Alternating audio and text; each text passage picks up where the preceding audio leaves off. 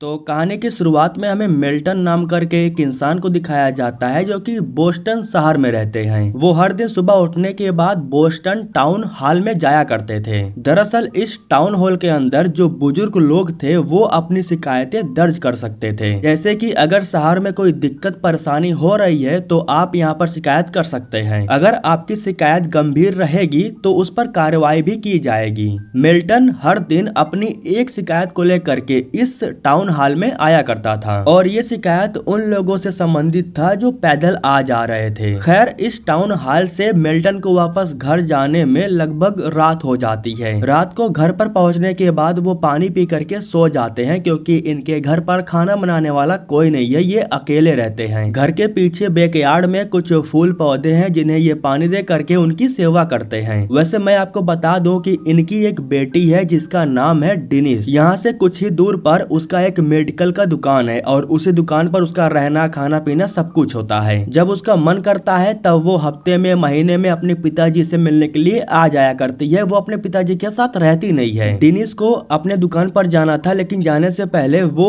Washroom में जाती है। वॉशरूम में जब वो बैठी हुई थी तब उसे एक डब्बा दिखाई देता है। इस डब्बे के अंदर कुछ खाने पीने का सामान था, इसे फ्रिज में होना चाहिए था लेकिन मिल्टन ने गलती से उसे ले जाकर के वॉशरूम में रख दिया था। अब आप इस चीज से अंदाजा लगा सकते हो कि मिल्टन की मेंटल हेल्थ में भी कुछ प्रॉब्लम है। वो चीजों को कहीं और रख देता है या फिर रखने के बाद भूल जाया करता है। यह देख करके डेनिस अपने पिताजी से कहती है कि आप एक बार चल करके डॉक्टर को दिखा क्यों नहीं देते, जिस पर मिल्टन कहता है कि मैं तो बिल्कुल ठीक हूँ, मुझे किसी को दिखाने की जरूरत नहीं है। उनके जिद के आगे वो भी मजबूर थी, इसलिए वो भी यहाँ से चली जाती है। रात को अपना शो देखने के बाद जो भी रूखा सूखा उन्हें मिलता है उसे खा लेने के बाद वो आराम करने के लिए चले जाते हैं। जब वो आराम कर रहे थे तब उन्हें खिड़की के बाहर कुछ चमकता हुआ दिखाई देता है। वो उठ करके चेक करने के लिए इसलिए जाते हैं क्योंकि ये रोशनी उनके घर के पीछे बैकयार्ड से आ रही थी। जब वो जाकर के चेक करते हैं तब उन्हें एक स्पेसशिप दिखाई देता है जो उनके बैकयार्ड में ही क्रैश हो गया था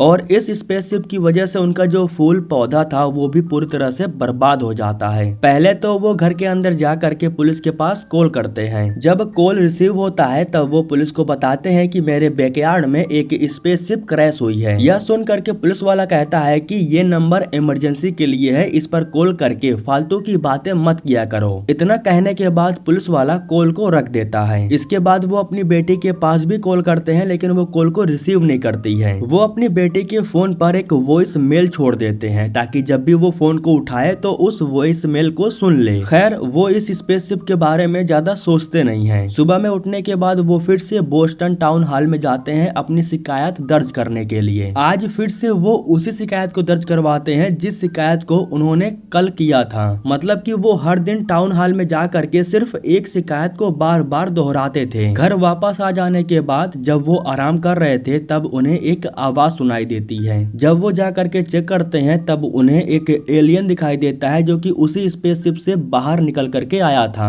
घर के अंदर वापस जाने के बाद वो फिर से अपनी बेटी के पास कॉल करते हैं लेकिन वो कॉल को रिसीव नहीं करती, इसलिए वो एक वॉइस मेल भेज करके अपनी बेटी को उस एलियन के बारे में बताते हैं। अगले दिन सुबह में फिर से वो टाउन हॉल में जाते हैं और अपनी वही शिकायत फिर से दर्ज करवाते हैं लेकिन इस बार की शिकायत में वो कुछ और भी ऐड करते हैं, जैसे कि मेरे बैकयार्ड में एक स्पेसशिप क्रैश हुआ है और उसमें से एक एलियन निकला है। मेरी बात सुनने को कोई तैयार ही नहीं है, आखिर मैं उसके साथ करूँ क्या। मिल्टन ये बात सभी लोगों को बताता तो है लेकिन कोई भी उसकी बातों पर गौर नहीं फरमाता क्योंकि यहाँ सबको पता है कि जितने भी बुजुर्ग लोग बैठे हुए हैं सब के सब खिसके हुए हैं, किसी का भी दिमाग ठीक नहीं है, इसीलिए कोई भी स्टाफ इनकी बातों को सीरियस नहीं ले रहा था। एक प्रकार से इनका काम था बस सुनो, बुजुर्ग लोग कुछ भी बोल रहे हैं बस उसे सुनते जाओ, फर्क नहीं पड़ता वो गलत है या सही, बस सुनो और भूल जाओ। खैर जब मिल्टन टाउन हॉल से बाहर आता है तब जोयसी उससे कहती है कि तुम अंदर कैसी बातें कर रहे थे, अगर तुम अंदर ऐसी बातें करोगे तो वे लोग हमारी बातों को सीरियस नहीं लेंगे। ये सब बोल करके वो मिल्टन पर अपना गुस्सा निकालती है और फिर यहाँ से चली जाती है। उसके जाने के बाद सैंडी आकर के उससे मिलती है और उससे कहती है कि चलो मैं तुम्हें घर तक छोड़ देती हूँ। दरअसल ये सभी लोग टाउन हॉल के ही लोग थे। टाउन हॉल के अंदर इन लोगों की मुलाकात होती रहती थी। घर आकर के मिल्टन जब उस एलियन को देखता है तो उसे मालूम चलता है कि वो अभी भी जमीन पर पड़ा हुआ है। इसके बाद मिल्टन उसके लिए चादर और पानी लेकर के जाता है। अगले दिन सुबह में जब मिल्टन सो करके उठता है तब वो दोबारा बैकयार्ड में जाता है उस एलियन को देखने के लिए, जहाँ उसे मालूम चलता है कि वो एलियन तो सीढ़ी के बगल में आकर के बैठा हुआ है। मिल्टन उससे अपनी भाषा में कहता है कि घर के अंदर चलो, घर में काफी गर्माहट है। उसके कहने पर वो एलियन घर के अंदर भी आ जाता है। इसके बाद मिल्टन उसके लिए सेब और ब्रेड लेकर के जाता है। खाने का 3 आइटम था जिसमें से वो एलियन सिर्फ सेब को खाता है। अब मिल्टन को पता चल गया था कि उस एलियन को सेब काफी पसंद है, इसलिए वो मॉल में जा करके ढेर सारा सेब खरीद लेता है। काउंटर पर जो लड़का खड़ा था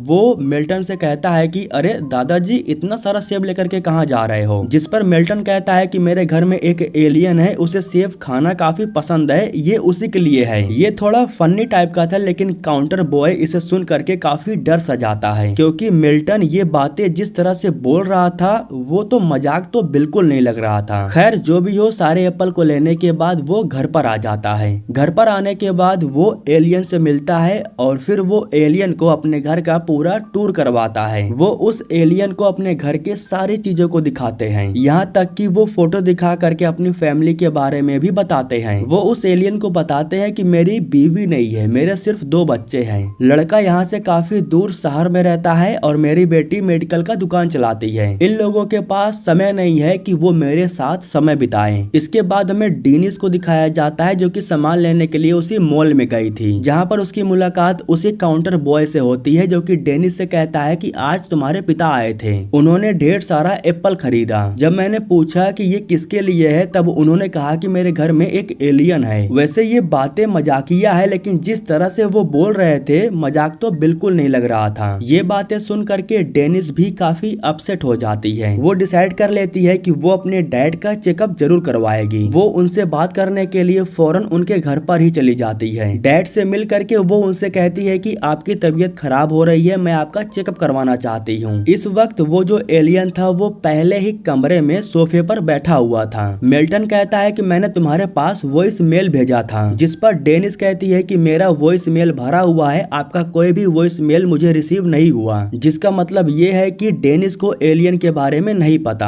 हालांकि मिल्टन अपनी बेटी को एलियन के बारे में बताना चाहता था, लेकिन डेनिस को देर हो रहा था और उसी वक्त एक कॉल भी आ जाता है। डेनिस कहती है कि शाम को तैयार रहना, चेकअप के लिए चलना है। इतना कहने के बाद वो चली जाती है। मिल्टन जाकर के कॉल को रिसीव करता है और ये कॉल सैंडी ने किया था। दरअसल सैंडी का प्रिंटर खराब हो गया था और उसे कुछ प्रिंट करना था, इसलिए वो मिल्टन से कहती है कि मुझे कुछ प्रिंट करना है, क्या मैं तुम्हारे घर आकर के तुम्हारा प्रिंटर इस्तेमाल कर सकती हूँ? जिस पर मिल्टन कहता है कि ठीक है, आ जाओ। कुछ समय के बाद जब सैंडी घर पर आती है और जैसे ही पहले कमरे में घुसती है तो वो सबसे पहले सोफे पर बैठे हुए एलियन को देखती है, जिसे देख करके वो काफी डर जाती है। जिस पर मिल्टन कहता है कि इससे डरो मत, ये काफी फ्रेंडली है, ये हमें नुकसान नहीं पहुंचाएगा। मैं लगभग कई दिनों से इसके साथ रह रहा हूँ और मैंने सबको इसके बारे में बताया भी था, लेकिन मेरी बात मानने को कोई तैयार ही नहीं था। खैर पहले तो सैंडी डर रही थी, लेकिन अब वो भी एलियन को देखने के बाद काफी एक्साइटेड हो जाती है। बैकयार्ड में जाकर के वो एलियन का स्पेसशिप भी देखती है। दरअसल उसके मन में इच्छा हो रही थी, वो एलियन के बारे में और भी बहुत कुछ जानना चाहती थी। वो मिल्टन से ये भी कहती है कि अगर सच में तुम्हारे घर में एलियन है तो तुम इसके बारे में सबको बताते क्यों रहते हो? तुम्हें पता भी है दूसरी दुनिया से जो यहाँ पर आता है उसे सरकारी वाले उठा ले जाते हैं और उसके साथ बहुत बुरा सलूक करते हैं। अगर तुम चाहते हो कि ये तुम्हारे साथ रहे और सुरक्षित रहे तो इसके बारे में किसी को मत बताओ। इसके बाद सीन शिफ्ट होता है और हमें नेशनल सिक्योरिटी सेंटर को दिखाया जाता है। यहाँ पर हमें मालूम चलता है कि सिक्योरिटी वाले लोग उस स्पेसशिप को ढूंढने में लगे हुए हैं। बोस्टन शहर में स्पेसशिप गिरा है ये इन्हें पता है, लेकिन एग्जैक्ट लोकेशन नहीं पता। अगले दिन सुबह में जब मिल्टन सो करके उठते हैं तब उन्हें अपने टेबल पर एक ड्राइंग मिलता है। वैसे इस ड्राइंग को एलियन नहीं बनाया था, लेकिन इस ड्राइंग का मतलब मिल्टन नहीं समझ पाते। खैर अब कुछ समय के बाद डेनिस आती है और वो मिल्टन को लेकर के जाती है उनका चेकअप करवाने के लिए। लेकिन अगर आप यहाँ पर ध्यान दो तो चेकअप के बजाय उनसे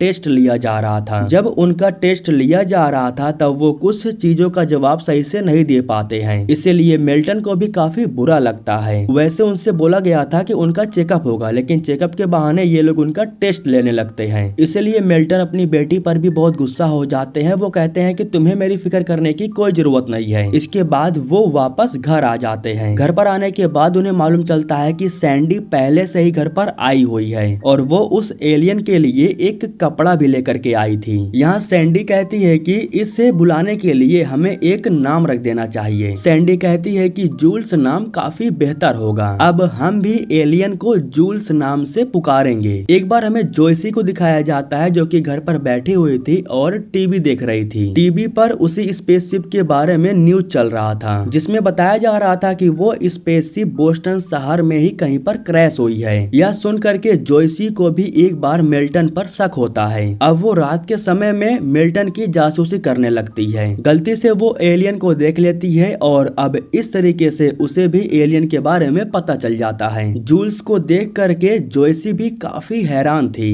ये लोग जोयसी से कहते हैं कि हम इसे यहाँ पर छुपा करके रखे हैं, इसके बारे में किसी को ना पता चले, इसी में सबकी भलाई है। उसी वक्त जूल्स एक ड्राइंग बना करके फिर से मिल्टन को देता है। इस तरीके से लगभग उसने कई सारी ड्राइंग्स को बनाई थी। ड्राइंग्स को देख करके जोयसी कहती है कि वो हमसे कुछ कहना चाहता है, लेकिन कोई भी जोयसी की बातों को सीरियस नहीं लेता। अब अगले दिन सुबह में हम नेशनल सिक्योरिटी टीम को देखते हैं जो कि हर एक के घर के पीछे जा करके उस एलियन स्पेसशिप को ढूंढ रहे थे। सुबह में जोयसी जूल्स के लिए एप्पल और एक कपड़ा लेकर के आई थी। इधर हमें सैंडी को दिखाया जाता है जो कि अपने घर पर थी। उसके पास एक लड़का कॉल करता है और उससे कहता है कि मुझे आपकी पोयम काफी अच्छी लगी, मैं आपसे मिल करके आपसे कुछ सीखना चाहता हूँ। सैंडी काफी खुश हो जाती है। वो उस लड़के को अपने घर का एड्रेस दे करके उसे अपने घर पर बुला लेती है। सैंडी उस लड़के को अपने पोयम के बारे में काफी कुछ बताती है। कुछ समय के बाद ये लड़का वॉशरूम के बहाने से ऊपर चला जाता है, लेकिन उसे वापस आने में काफी वक्त लग रहा था। जब सैंडी जाकर के चेक करती है तब उसे मालूम चलता है कि लड़का तो चोर है और वो सैंडी के गहने चुरा रहा था। सैंडी कुछ कर पाती उससे पहले ही वो लड़का उस पर हमला कर देता है। जूल्स के पास पावर थी, सैंडी के साथ जो कुछ भी हो रहा था वो सब कुछ घर बैठे देख पा रहा था। अचानक से उसका सर नीला हो जाता है और फिर बाद में फिर से नॉर्मल हो जाता है।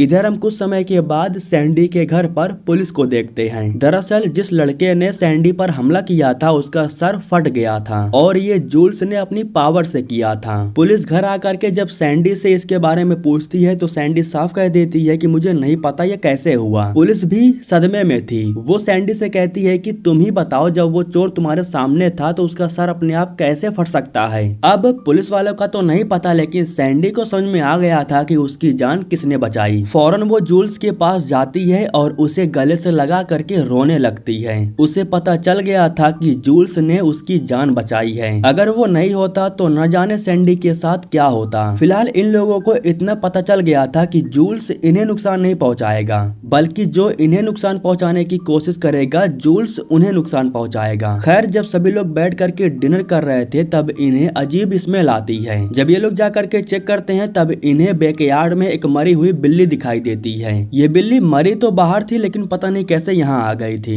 लेकिन अब इस बिल्ली की वजह से इन्हें मालूम चल जाता है कि जूल्स अपनी ड्राइंग में कहना क्या चाहता था। दरअसल जूल्स को अपनी स्पेसशिप ठीक करने के लिए 7 बिल्ली चाहिए। एक मिल चुकी है, यानी कि अब सिर्फ 6 की जरूरत है। मिल्टन फौरन अपनी बेटी के पास कॉल करता है। दरअसल उसके मेडिकल में पेट वगैरह भी आते जाते रहते हैं। कॉल करके वो डेनिस से कहता है कि तुम्हारे यहाँ जो बिल्लियां मरती हैं तो उनके साथ क्या किया जाता है। ये सवाल काफी अजीब था, इसलिए डेनिस को लगता है कि शायद उसके पिता की तबीयत खराब हो रही है। वो कहती है कि पहले आप बताओ कि आप चाहते क्या हो।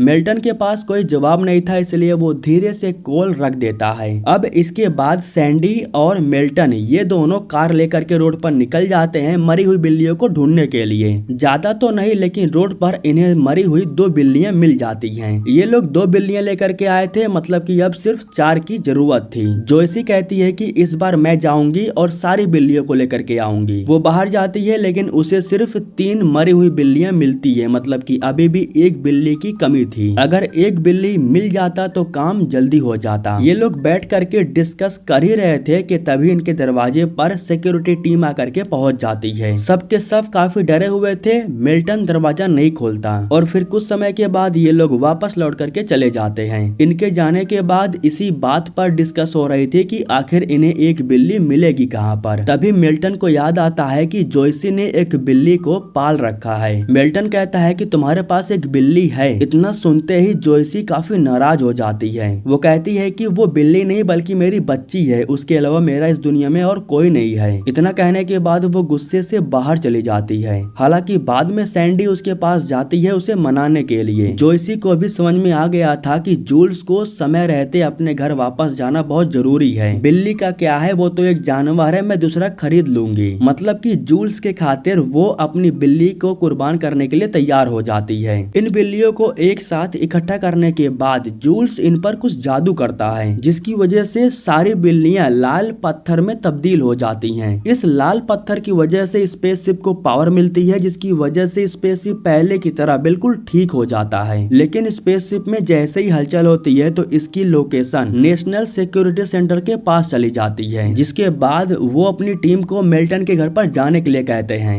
इधर जूल्स के जाने का वक्त हो गया था, लेकिन जाने से पहले ये लोग जूल्स को कुछ गिफ्ट देते हैं ताकि इन्हीं चीजों की वजह से वो इन्हें याद करता रहे। हालांकि जूल्स इन लोगों को अपने साथ चलने के लिए भी कहता है। मिल्टन तो उसके साथ जाने के लिए तैयार भी हो जाता है, क्योंकि वो यहाँ पर रह करके आखिर करता भी क्या। एक जूल्स ही था जिसके साथ वो बात कर रहा था और उसके साथ वो समय भी बिता रहा था। आखिरी बार वो अपनी बेटी के पास कॉल करते हैं। वैसे वो कॉल किए थे अलविदा कहने के लिए, लेकिन तभी डेनिस कहती है कि मैं आपसे बहुत प्यार करती हूँ और मैं आपको खोना नहीं चाहती हूँ। मैं आपको ठीक देखना चाहती हूँ, इसलिए मैं आपकी परवाह करती हूँ। शनिवार को मैं फ्री हूँ, मैं आपके साथ डिनर पर चलना चाहती हूँ। वैसे मिल्टन का बेटा तो नहीं था, लेकिन बेटी थी जो उससे बहुत प्यार करती थी और ये बात मिल्टन को भी पता है और अब वो अपनी बेटी को छोड़ करके जाना नहीं चाहता है। खैर जैसे ही कॉल कट होता है तो उसी वक्त घर पर सिक्योरिटी टीम आकर के पहुंच जाती है, लेकिन सिक्योरिटी टीम इन्हें पकड़ पाती उससे पहले ही ये लोग स्पेसशिप में बैठ करके यहाँ से गायब हो जाते हैं। जूल्स इन लोगों को लेकर के एक जगह पर जाता है और घबराने की बात नहीं है, ये पृथ्वी ही है। दरअसल जूल्स अपना स्पेसशिप यहाँ पर ला करके इसलिए रोका था ताकि वो इन लोगों को पृथ्वी पर छोड़ सके। जाने से पहले मिल्टन उससे आखिरी बार कहता है कि हमने एक साथ काफी अच्छा वक्त बिताया, मैं तुम्हारे साथ नहीं जा सकता हूँ क्योंकि ये पृथ्वी मेरा घर है। यहाँ कुछ लोग मेरे अपने हैं जिन्हें मैं छोड़ करके नहीं जा सकता। आखिरी बार जूल्स इन्हें अलविदा कहता है और फिर वो अपने स्पेसशिप के अंदर चला जाता है। तो अब इस तरीके से जूल्स भी वापस अपने घर पर पहुंच जाता है और इसी के साथ दोस्तों ये कहानी यहीं पर खत्म हो जाती है।